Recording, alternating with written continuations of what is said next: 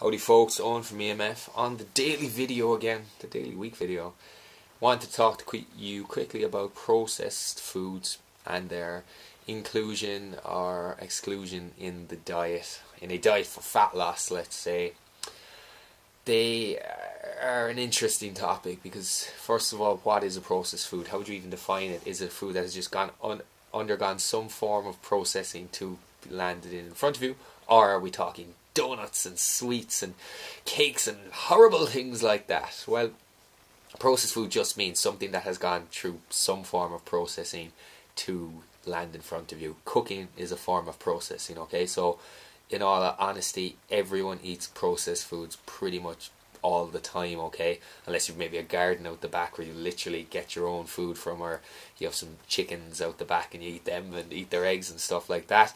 But I'm sure not everyone's a farmer, okay? So processed foods usually come in that kind of regard that they're unhealthy, horrible, loads of sugar, loads of fat, loads of salt, loads of chemicals, packages, and it's far removed from its original state, okay? And that's usually not ideal. There's be lack of nutrients, high calorie, and just a poor option in a diet that is trying to achieve fat loss, which you need low calorie, high nutrient, okay, highly satiating, it fills you up. However, I find some processed foods extremely useful. Protein powder, heavily processed food, okay, the whey from the milk products, okay, the excess, the wastage that's formulated then into protein powder, really processed, but absolutely ideal. Super low calorie, super high protein, very convenient, very cheap, and just an all-around good product. So things like that, things that are really convenient, okay, stir-fry veg. I used to buy veg fresh and it used to go off. What a feckin' waste.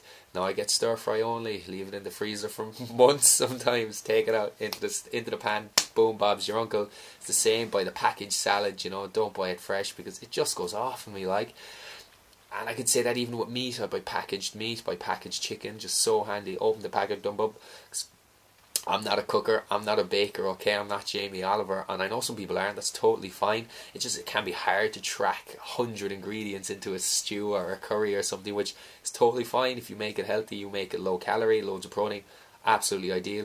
But I never cook, so processed foods really help me because I just don't have the bother or the desire to spend a few hours in the kitchen. God, I used to do all that, preparing my meals, and assumed that just by that act I was being healthier. Not at all. I still overate and hadn't a clue what I was doing. So in summary, processed foods usually very good. It just depends on the what you're eating and kind of how that figures into your diet as a whole, the context of that food in your diet. A little bit of junk food, totally fine. Call it diet adherence food, but a diet that is really high in calories, low in protein, low in fibre, low in nutrients, not ideal. Maybe you should go down the unprocessed food to help you get less calories, more volume, higher protein, higher vitamins, minerals, fibre. Alright, any questions? As always, just ask.